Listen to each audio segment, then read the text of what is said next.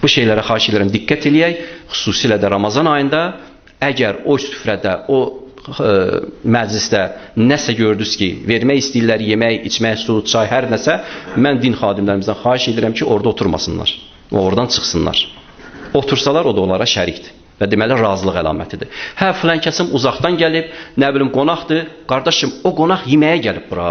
Sənə gəlib ki, sənin dərdvə şərik olsun, qoy səni o yemək gətirsin da, sahib gəlib, Allah canını sağ eləsin. Yaxşı da, indi mentalitet imkan vermir, keçir evin bir tərəfində, heç o da lazımdır. Mübarək Ramazan ayında, gündüz saatlarında nəsə kiməsə vermək, bir skan çay vermək olmaz. Olmaz, vermək olmaz. Ay evin arxasında vereyim, heç kim görməsin, olmaz. Axırı bunu sən verirsən da, deməli sən günaha batırsan axı bu işlərlə.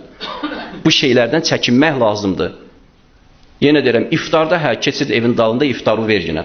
Amma gündüz saatlarında bir iskan çay verim, yol gəlib, Bakıdan gəlib, onsuz da oruç deyir, yox. Bu söhbətlər olmaz, günahdır.